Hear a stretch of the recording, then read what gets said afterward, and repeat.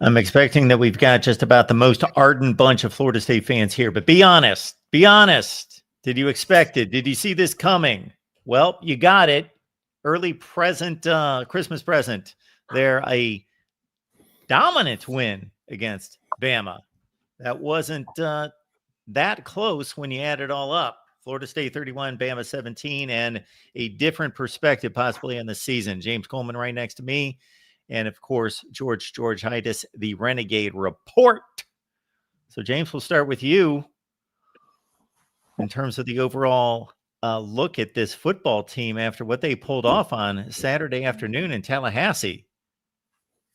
Yeah, well, we talked about it a little bit, Mark. I think I was on the Miami show or I was on some other different things, and I just said, man, it looks a little bit different.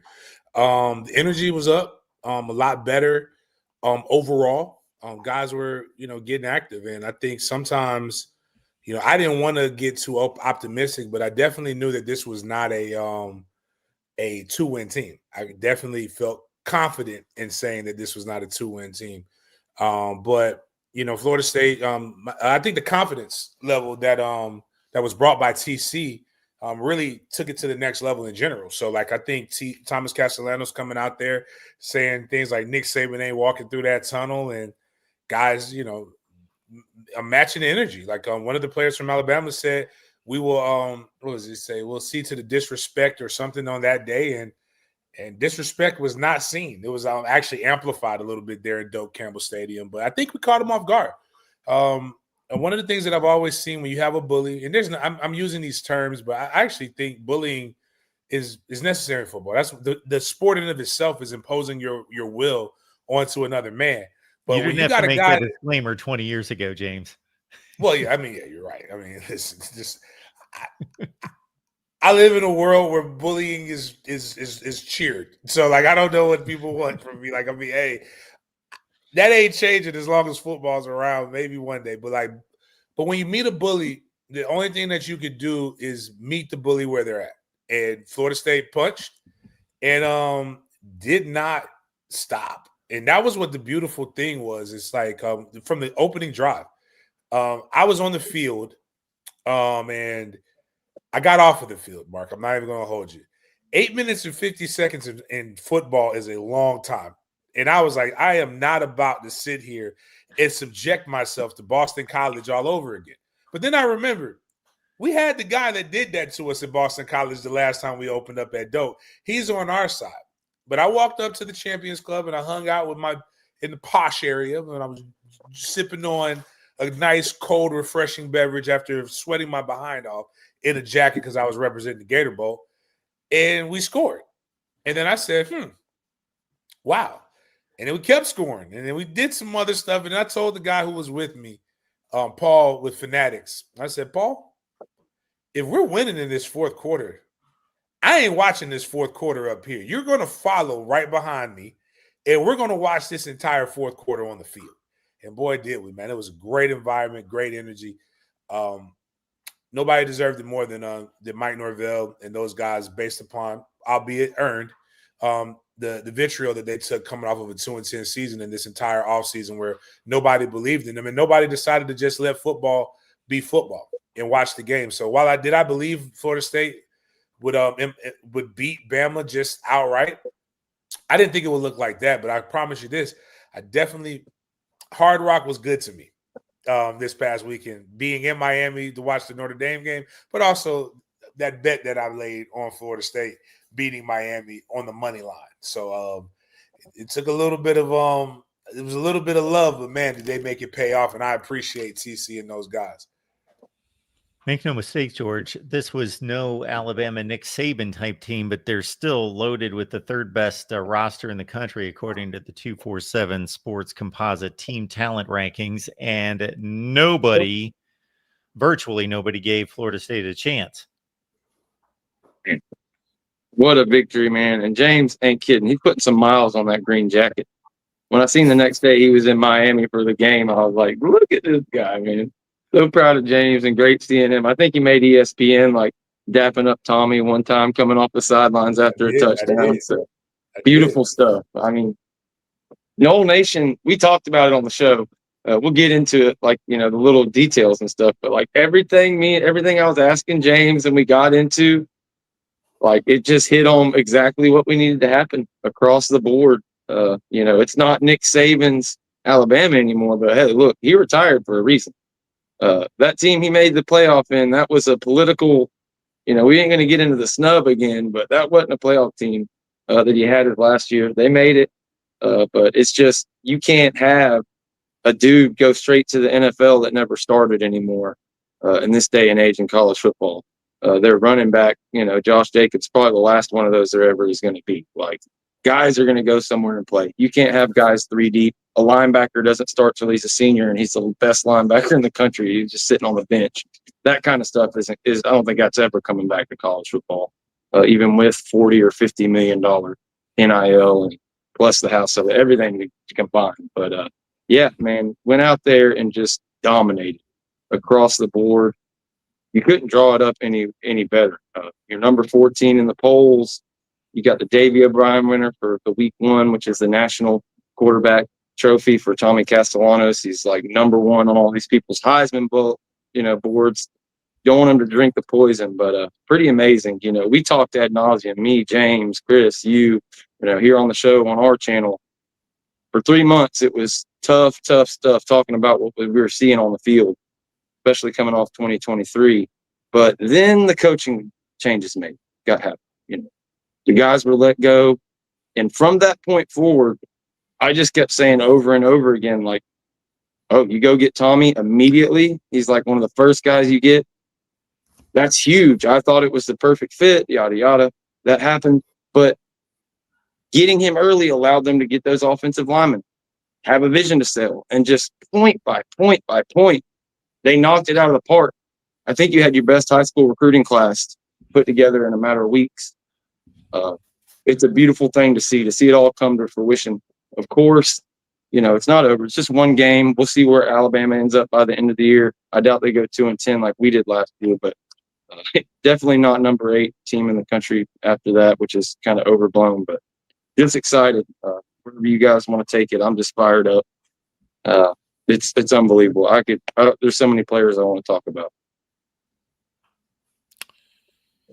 Yeah, so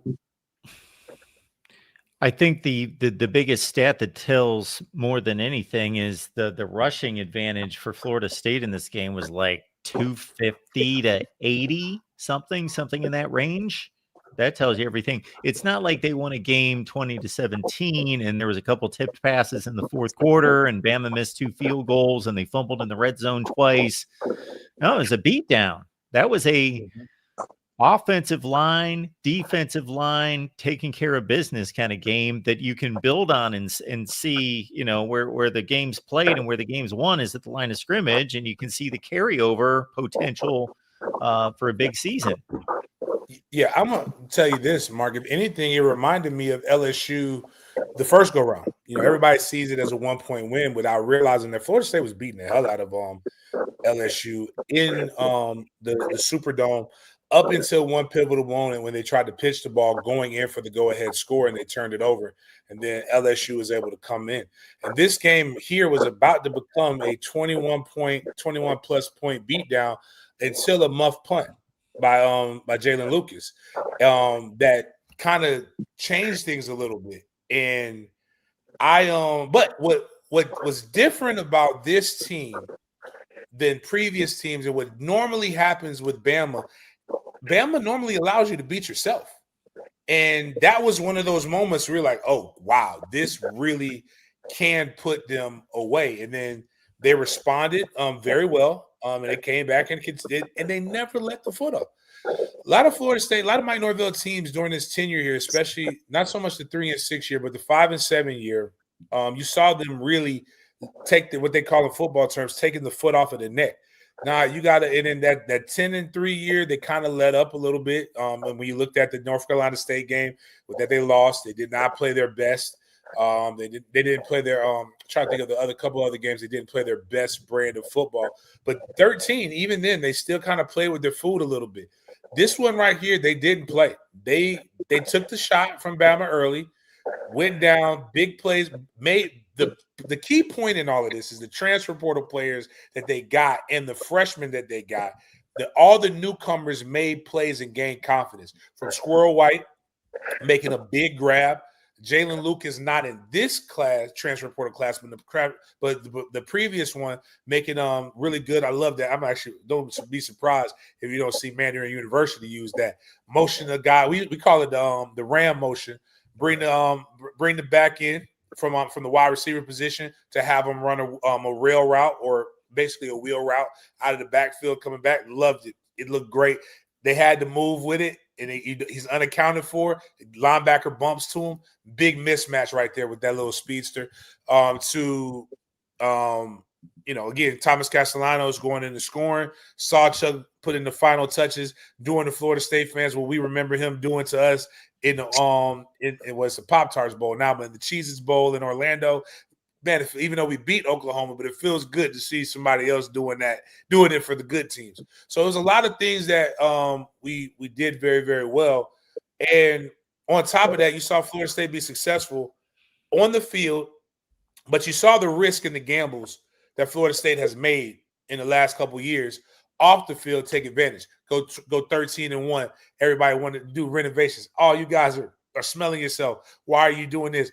Why do you want to leave the conference now that you're good? You couldn't play in the SEC, proving all those people wrong, and why the ACC needed to fold. We got that money. We are the big ticket. We play the big ticket teams, and it was great to see these young men go out there and play a brand of football that is more reminiscent to the winning traditions that is Florida State. Because as we all know, the standard is the standard, and when they're off, you have to talk about it. But I like Mike's energy has been consistent and been the same, and kudos to those guys for winning. You don't get to talk about firing them for a couple weeks now.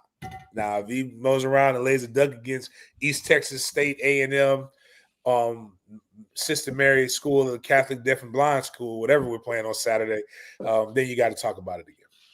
We'll get back to the football, but you brought up the SEC and you brought up the TV, and between Clemson, even though they lost, Florida State and Miami, they pulled in some big numbers. They were all close to 11 million viewers. So, man, the poor end of the ACC, that revenue distribution share already got a kickstart for those three against the rest of the conference, and it was a big weekend for college football viewership. That Ohio State Texas game, I just saw this, got almost 17 million. That was the biggest week one. And then those three pulled in, I don't remember a 3-in-1 conference pulling in close to 11 million views each. So college football had a huge weekend. It's time, Salah. Here's a stat for you. The most watched ever 3:30 week one game in college football history. So ever since they've been keeping track of the viewerships on ESPN. Now I'm mad. It should have been prime time. It would have been even more. My tailgate could have been more. 20 epic. million. We had 20 million things. Jen cracks me up at the bottom of the screen because that was one of the big conversations around Tommy, and especially in the fan base and the spaces, people, reading into, oh, he got benched and he's this and he's got a bad attitude and look how he played. Bill O'Brien runs the absolute worst possible system for Tommy Castellanos versus what he's got now. But Jen says Bill O'Brien continues to screw over Alabama, which is pretty funny. But, he had to be – I wonder what he was thinking when he saw that game happen. A little bit of retribution for Tommy C., who took a lot of flack over the offseason. Yeah, he took a lot of flack. And did that run through my mind too? Yeah, I'll be completely honest. Now, did I get on here and rant, rave, and say that he's an idiot and he shouldn't say anything? No, I didn't. I didn't say a word about it unless I was asked about it. But did it run through my mind? What is that guy talking about? They're playing Alabama the first weekend of the season. They just won 2 games. Why is he running his mouth? Yeah. Did that run through my mind? Absolutely it did. But he backed it up. Right. The most important thing is the effect of the player it had on the players around him, and even the coaching staff and everybody. You got Mike out here talking about he's pissed we didn't blow him out by more.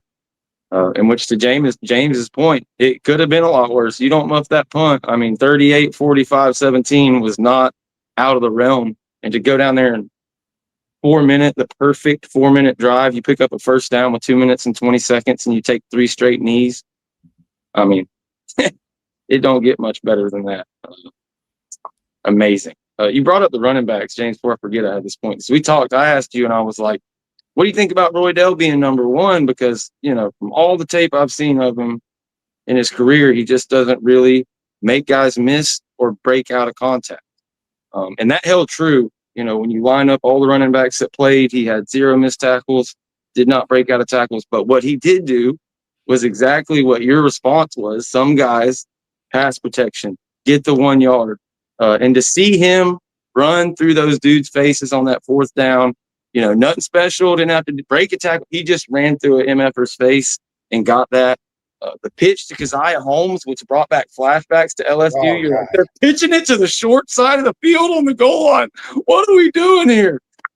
Touchdown, Florida State. And to Mark's point, in the first quarter, we weren't 5 minutes in the game. Alabama already had to use 2 of their timeouts. Well, actually, we were 10 minutes because we were on offense when they called them, but 2 timeouts already from the noise, and then the second one when we were on offense. It was a beautiful thing. It was Florida State making Alabama beat themselves at some points, but no, bludgeoned them with a sledgehammer and others. So, man, where you want to go next, Mark? There's so much we could talk about. We'll get to the super chats here because, man, I got to say, Florida State, you got Miami in a few weeks, and I know we took some time off here on the Florida State channel, so we do apologize. Well, I apologize because that's my deal. That's my decision. But we had nobody to pick up the reins. But here we're back. And we're going to be dancing around every week. So we don't know when we're going to get together. So, but the good thing is all you got to do is subscribe, hit the bell for the notifications. We're going to have a live show each and every week at some point. I say all that to highlight the super chat coming in because it's from a Miami fan. We just wrapped up the Miami show with Falconer TRX chiming in over there as well and says right there, huge win, big props, and potentially sets up a huge game, obviously, between these two in several weeks. Falconer TRX coming back with this one as well. My big Miami concern was UF. Now it's FSU. And, I mean, it still could be, you got to eat what's on your plate first. So it still should be UF. I think that's one of the big problems that our fan bases in the big three and can be fueled by the people who push the media narrative. We're so ready to do that. As I joke and call it love and hip hop reality TV type of stuff. You got a lot of teams before you even see us. Same thing with Florida. Don't worry about Florida State yet. You need to worry about what's in front of you first. Because if you don't handle business, then that game doesn't mean. I mean, still means a lot, but it doesn't have the significance in what you would have if you're undefeated. So you need to be worried about that because especially from an objective view. And Mark, I try to be as objective. There will always be a level of slant toward Florida State for me. I went there, but I like football. The game, while you should be happy to beat a Notre Dame team. Mario's still Mario, but for us, we still have to think, though we did beat an Alabama, it's easy to get up for the Alabamas of the world. What is hard to do is get up for the Virginias and damn Sleepy Hollow, Charlottesville, where it's going to be, they're going to be amped up, we'll be their Super Bowl. We'll have a target on our back. Can Florida State eat the food on their plate? So we got to I think a lot of times people want to circumvent the process, but we still got a lot of work to do here. We did very, very well, but we also, we let some things slide where we can clean up. Now, if Florida State cleans those things up, having an opponent like Alabama that you did, that you basically boat raced, you gotta that does put a little bit of fear. That should put a little bit of fear in people as well. Game of the week is USF. Them guys have been taking people to the wire, Alabama and Florida and different guys the last couple of years. So, yeah, Florida better take care of business this week because their schedule is nuts. They were probably looking at that thing before the season started. Well, maybe USF's take a step back. Florida State was 2-10. We've already got half of the top 50. Man, they've only got 2 games left that aren't ranked, and one of them's USF, it's unreal. So we'll see if those teams earn their rankings. I don't know how good Texas A&M or Ole Miss and some of those teams are that are ranked at the bottom, but we'll see. Jeffrey Hill, appreciate you being here. Jeffrey is gifted 5 FSU football, the Renegade Report memberships. Is that even possible? Jeffrey, the GOAT. I mean, if I'm on a show, he's going to be gifting 5 FSU football memberships. He does it all the time. He is an absolute legend. So, Jeff, make sure you're subscribed to the FSU Voice of College Football channel. Everybody that's watching this, wherever you're watching it, Twitter, my channel here, whatever the case may be, make sure you're subbed up. And like Mark said, we're not sure what day each week, but I'm locked in. Whenever it works for James and Mark, I'm going to jump on as long as it's after a certain period of time. In the day. There probably won't be many 6 o'clock shows like we used to have. There'll probably be 7, 8 o'clock. But we'll get here one day every week for sure. So make sure you're subbed up and liked up. Absolutely. We got Jeffrey coming back with this one. FSU is a more physical football team from start to finish on both sides of the ball. Without a doubt. I mean, yeah, without a doubt. They were sound in everything except for, again, I would say the kicking game, because regardless of what people want to say, if it was kicked by somebody else or something else going on, damn, I'm bad, I got a mosquito. You muffed it. You did not catch it cleanly, and you got to do that thing. But as far as the trenches where I really thought Alabama would dominate us is where we actually dominated. Kudos to Herb Hand, Terrence Knighton, and Tony Elliott. Mark, you've heard me say this again. George, you've heard me say this. Everybody's heard me say this. If Florida State if you gave me a top 15 offense and a top 15 defense, I'll show you a college football playoff team. Well, Herb Hand, what's my guy? Tim Harris Jr., Gus Bus, those guys, that was the offensive staff for the UCF, which was a top 15 offense. Tony White, not Tony Elliott. Tony Elliott was everything, but Tony White, Terrence Knighton, and I can't remember the safeties coach name. Evan Cooper, shout out. Yeah, those were the 3 coaches who were the primary guys for Nebraska's top 15 defense. And what you saw was, and they all said that they have better pieces here, more athletic pieces than what they had at their respective places. So what I told people, because I remember, Mark, you heard me get asked, James, how can you have faith from a 2-10 team? Better ingredients, better toppings, better pizza, Papa John's. We basically have it here. And what we saw was Mike Norvell be able to step away from the day-to-day play calling abilities and be able to become the CEO coach that is necessary in today's game to be able to do stuff. You have to be able to manage personalities. That's the only way to do it. And I'm going to play off of that comment to a certain extent, and then we'll get to the super chat that just came in, because I picked Florida State to go 8-4 this year. My thinking was, first of all, you could have taken the same exact Florida State team as soon as the season ended last year and just said, go out. If you could have erased their memory and given them some confidence and said, just go ahead and play that schedule again. They're not going 2-10. Obviously, that was not a 2-10 roster. They were pretty bad, but they're obviously they were better than that. They just got so down on themselves, and it just was a train wreck at a certain point that they just were in their way and beating themselves. I went 8 wins based on exactly what you're talking about, because you guys know the personnel much better than I do. But I try to do a deep dive on every team at some point during the off season in like June or July. And I did my homework on Florida State for a couple hours and produced a record prediction video.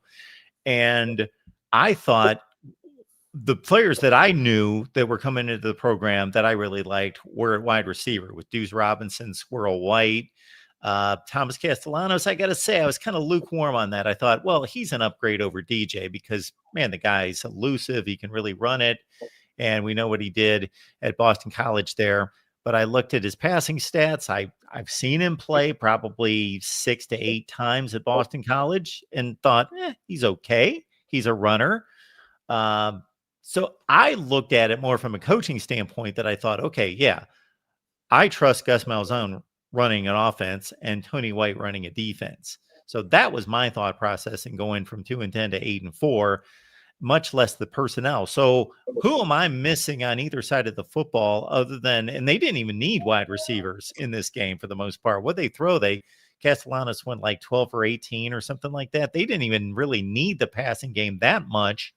But I think they will at some point, of course. And guys like Deuce Robinson and Squirrel Wright, I expect to have decent seasons. So who are some of those guys that have come into the transfer portal that are making a difference and did against Bama? James already brought it up. Like the defensive line, a couple guys you named there. He didn't get into the details, but Diamante Diggs came in and he did his job. He had a sack, crazy game. Jason Jenkins didn't have a bunch of big splash plays, but he was setting the edge all day, had good plays.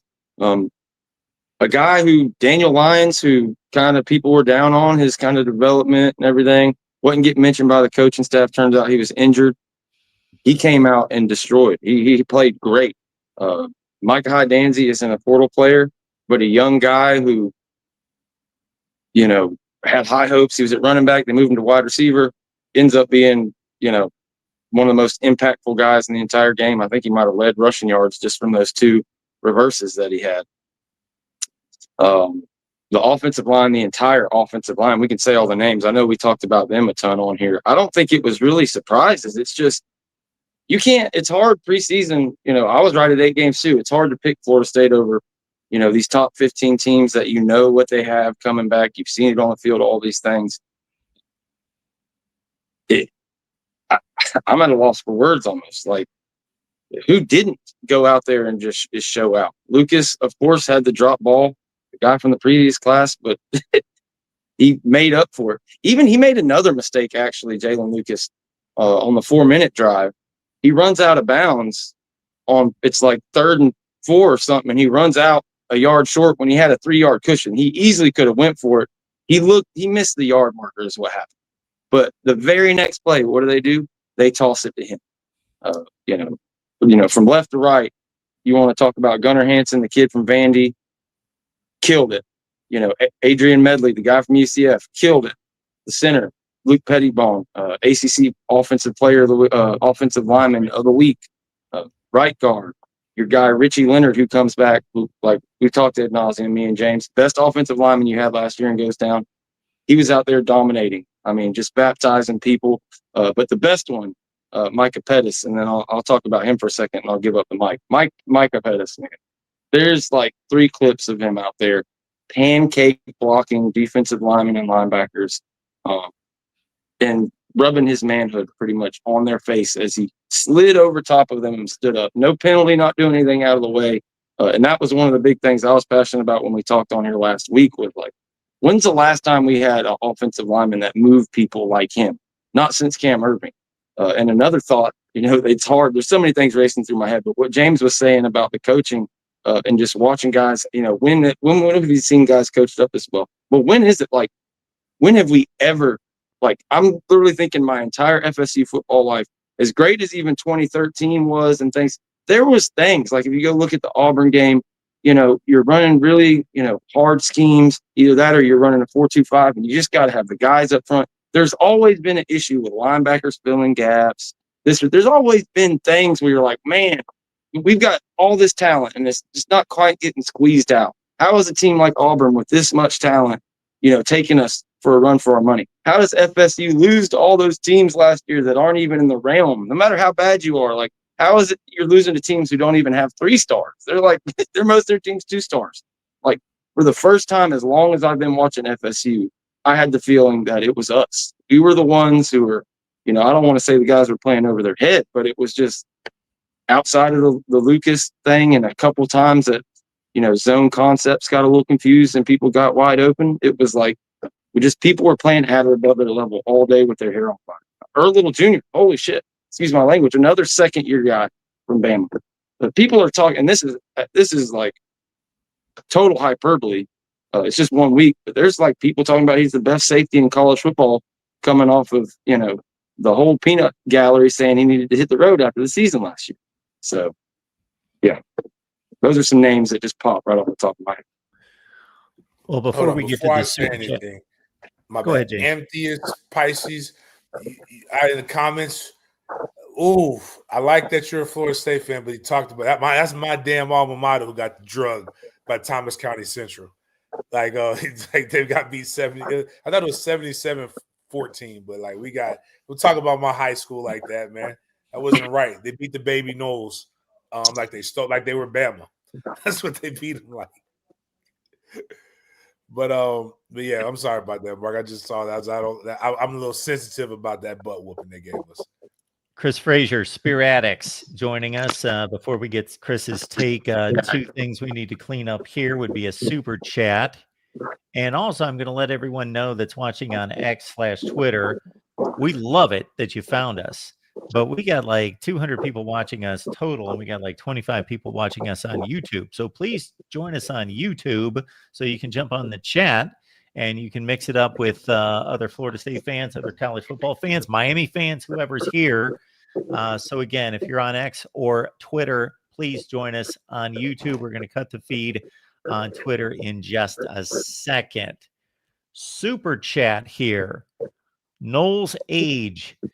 Appreciate the contribution, sir. In all reality, we need all of the big three to do well this year, but especially us in Miami for conference purposes. We need the money.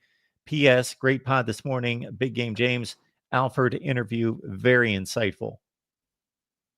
Yeah, my AD came on the show this morning. Gave me 45 minutes, which is crazy. Made my show go a little bit longer. Just a lot of breakdowns. I love the business of sports, so a lot of people wanted to know, you're losing money by doing that upgrade and taking away seats. Actually, we were dead last in the ACC when it came to what we put into it. It's about $9 million was the deficit, and we made that up. We more than made that up by selling those seats. We obviously the negotiated deal that we have with the ACC will put us in par with that. Now he dropped a real big hint that a lot of people didn't catch. He said the amount of money that we made would have made from on a stadium weekend per how things were going, even when we sell out, would have put us dead last in a specific conference. He didn't say dead last in the ACC. He did not say dead last in the SEC. He said it would have put us dead last in the Big Ten. And it was just some things that he said were just a little interesting to hear an athletic director say those things while we're still members of the ACC. Mark, for the last couple of years, everybody's been, should we stay, should we go, and what would happen, and a lot of these different things. But we call him Money Mike Alford on the show. Money Mike Alford is about one thing about the bread and making Florida State University more like a pro, running it like a pro franchise, which I think is when you take your mind out of the college and you look at it like a pro franchise, every decision makes sense. Mike Holly says the Knowles paid my car note this month. Thanks, boys. Go Knowles. You know who else would pay your car note? Would be this kid right here at 15-7 against the spread. So that's a nice little segue right there. We'll be back in like 1 minute. College football is even more exciting when you've got some action on the line, and the games are even better when you're cashing in. And the Voice of College Football is the place to be to get the greatest value. Start with my picks. 75% against the money line, 58% against the spread, and I've got a 40-plus year track record. 11-0 in the college football playoff for me last year against the money line, 8-3 against the spread. And I'm just the warm-up act. Steve Merrill of Wager Talk is our ace in the hole, show stopper. 7 years with the Voice of College Football, over 30 years in the industry. Steve gives us analysis on all the big games, but you can't miss Steve's weekly under-the-radar pick. 28-12 against the spread the last 3 years. You also get picks from some of our top analysts here at the Voice of College Football, including Corey Bratta, Matt Zemek, and Steve Dace.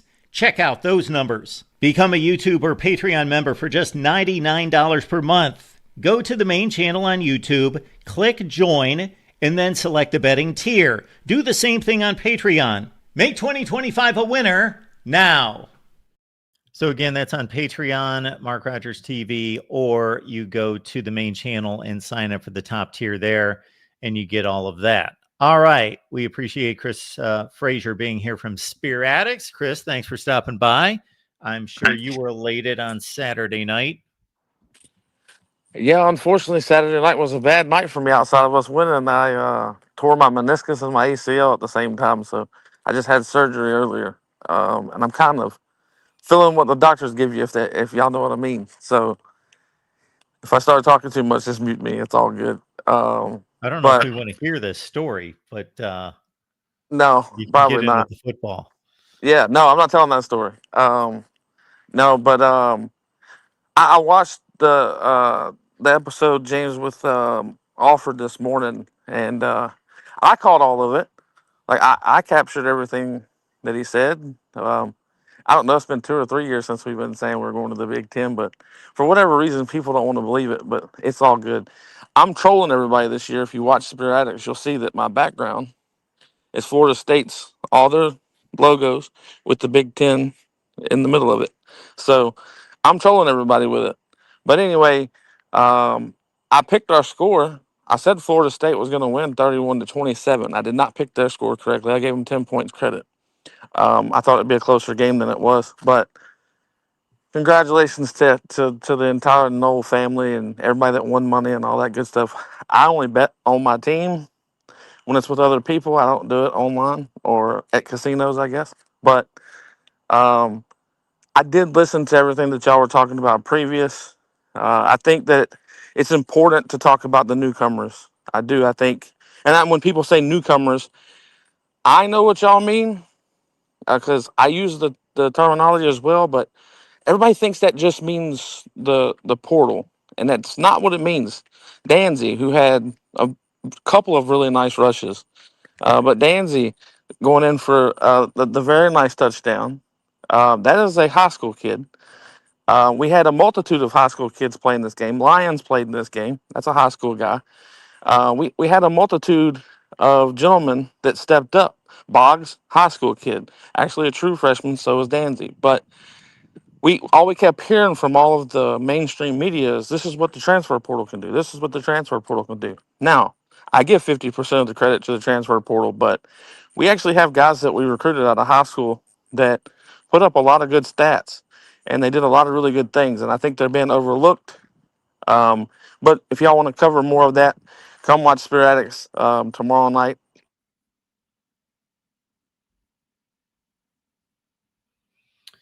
Absolutely. So why don't we stay on the recruiting trail in terms of not necessarily specific targets, but what a win like this does, and what kind of contingent did we have on hand of 4 and 5 kind of star players showing up at Doak Campbell? It was tons. It was over 100 some top recruits and a lot of guys that were watching it from afar. One kid I know in particular that if you go that I coach in B5, this game right here definitely helped. Definitely helped in the B5 sweepstakes, even though that's a few years away. But it really turned a lot of heads for the 2027 class. So a lot of guys that are looking to leave the state, see what you were able to do to Alabama, a team that's been able to come to the state, pull one or two of the top guys, and now they're looking forward to this. What's really going to be interesting is over the next couple of weeks, if Florida State can maintain this momentum, beat Miami, who's got all the generated hype, all of the different things, the pageantry, pomp and circumstance, the U, and all of those different things. But you're able to put a true college game day atmosphere. And now, if you listen to Mike Alford's interview, we're willing to put the money up. We're not going to get outspent. We're going to compete on and off the field. I think you're going to start seeing, maybe even in this class, some flips. And people say Mike Norvell does a bad job of recruiting, right?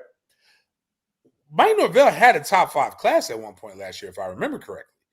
What ended up happening is that you can't go 2-10.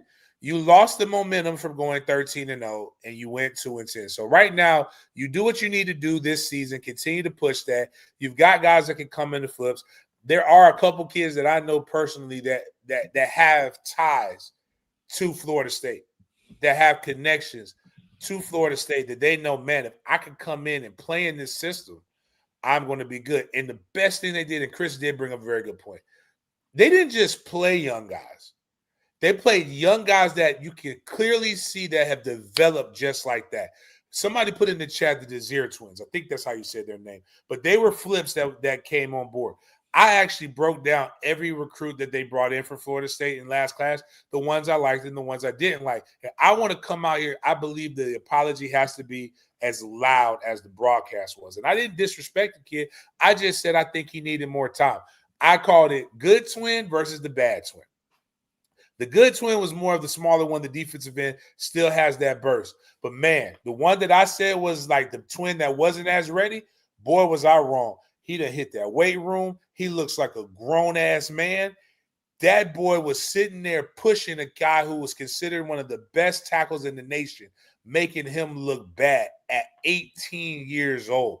That's sexy. That's how you get recruits. Hey, we don't care what your ranking is. We care about how you come in here, get after it, and get active. And that was what they showed. And again, I love him. I don't know I'm not going to learn how to pronounce his name this year. It's going to take me a little bit of time. But I call him Osama bin Running. Whatever the kid from Georgia named is bow-legged. Usam, I know he's something like that. That boy came in, he did his thing, he's fine. But I've been telling you guys from Chocolate City, it's certain places that when you recruit a guy that you just know that they're going to be okay. Cocoa, Florida is in Brevard County. And I want y'all to know, why does James Coleman speak so passionately about Brevard County? Well, I used to go to Cocoa every year for Thanksgiving. And I would drive to my auntie Gaynell's house. And when I was driving by my auntie Gaynell's house, to the left, there was a stadium. And to the right, there's this little school called Cocoa High School.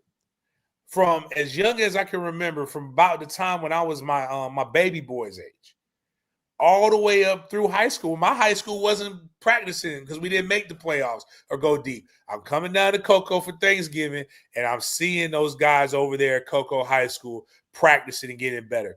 It is a powerhouse in the state of Florida. They play a brand of football that they are just used to winning. That's where Richie Lucas came from. That's where Boggs comes from. We had a center that's there that I see just mean and nasty and dirty. I love it. And Boggs is a ball player. And I think those are the things that we got to remember. And then again, I'm going to go back to our transfer portal guys. It was a great mix. The touchdown run, but again, last time, 20 years ago, Labor Day weekend, there was a Florida high grad that scored a touchdown against a school that wears orange and green. And Doak was very, very loud. And that young man has been making money off of that touchdown ever since 2005. Mekhi Danzy, number 19, Florida State, from a school called Florida High. 20 years ago, Labor Day, he comes in there, scores a big touchdown. Florida High players make big touchdowns in big-time games. But if you go back and you watch that, there was a young man whose daddy I played with by the name of Deuce Robinson. I played with his brother it was daddy Dominic Robinson. That block that Deuce Robinson had as a wide receiver, that is unselfish football, and that is championship caliber. He wasn't getting them catches. They didn't throw for a ton of yards, but what he did was he put paws on that Alabama DB, and he escorted him out of the club.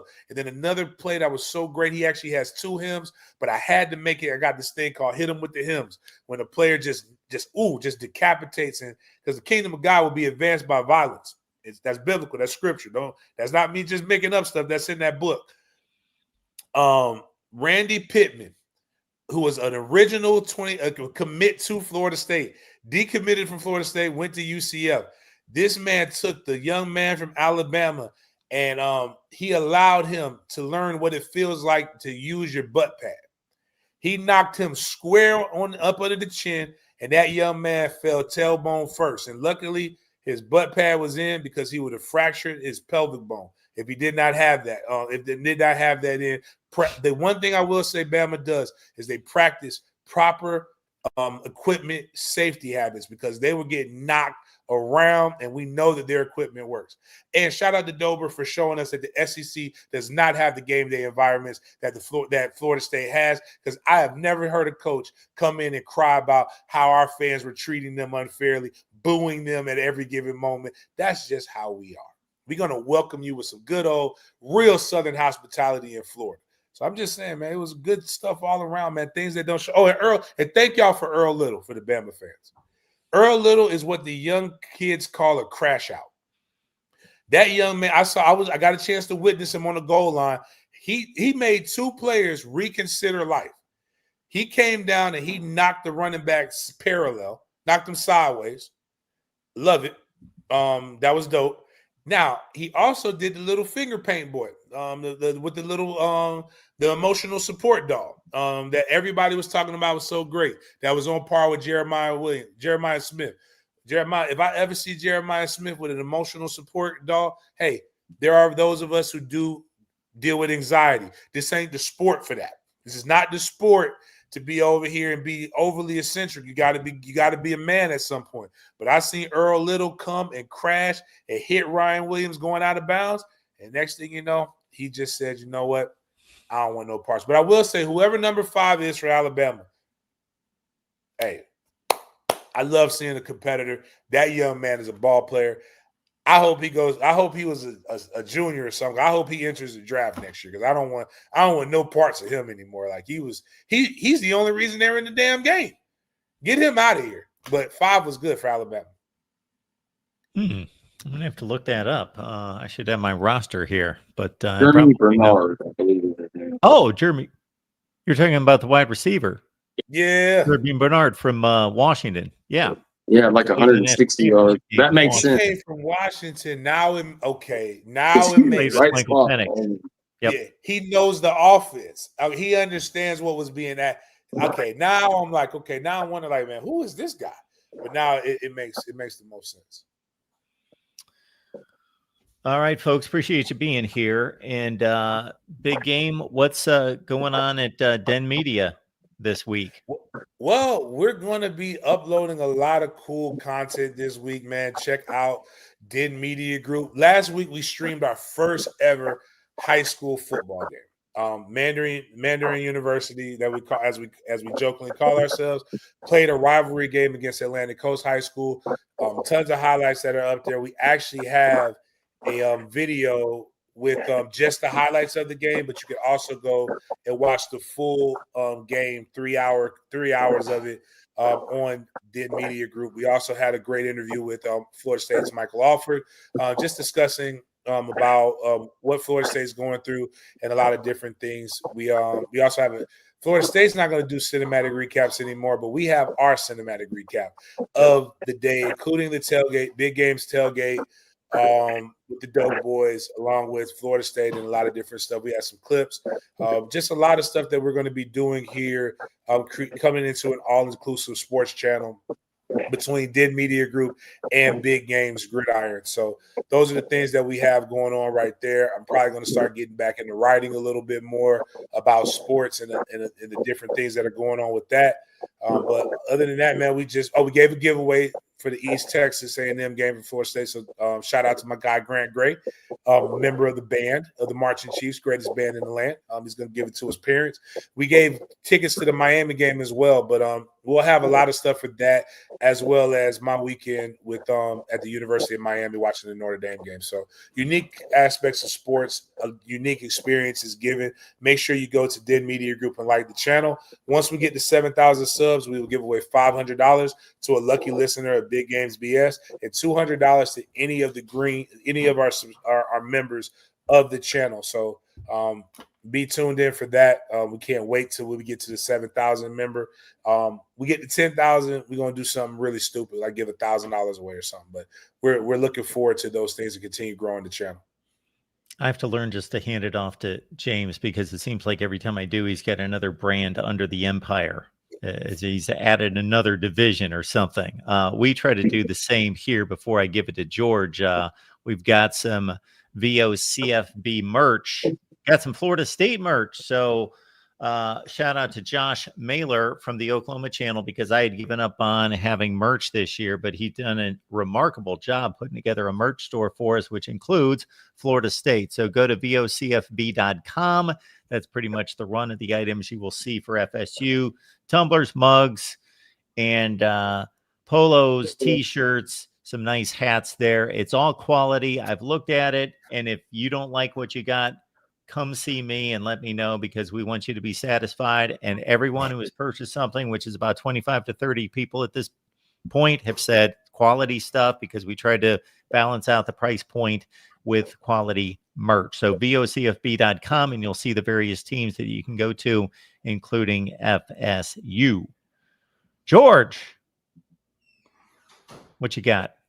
Man, if you haven't seen it, we just had the roast. Jen and Tiny Hat did their thing last night. So go check that out. It's not like this, okay? It's not a safe for work, analytical, trading, church stories and stuff in between talking football. No, this is for adults, comedy. It's what it is. If you've ever seen a roast, that's what it is. They get on there and they have fun. They roast other college football teams, FSU if need be. We had a lot of that went on last year. The show kind of took a turn. It's like we were the butt of the roast every week. But back in the sunshine and kind of what the show was meant to be from the beginning. They get on there and roast Bama and Texas. They do all kind of fun stuff. It's if you haven't seen it, definitely check it out if you're into that kind of thing, because Jen and Tiny Hat are on fire. Jen, she had a one-liner that put me on my butt. I couldn't believe it. She had like 2 pages of notes. She killed it. I think it was something about the offensive tackle, Caden Proctor, supposed to be the best offensive lineman, best prospect for the draft. But she heard he was number 1 on the roller derby draft because he looked excellent on skates out there all day. Yeah, so that's probably the only safe for work joke that was on. But yeah, check that out. And then we're going to do a show 7 Eastern or 8 Eastern on Friday like we normally do and get back into the thing. So roast every Monday and a show on Friday at 7 or 8 Eastern. See you there. I didn't know I was on here telling church stories between football. I could do that. I could do that, by the way. All right. We appreciate James. We appreciate George. And once again, you don't know when you're going to get us each week, but you will get us. So you subscribe, hit the bell for the notifications to know when we go live, and we will send that out to you. Florida State's 1-0, everyone, and it was a huge one. We'll see you back next week.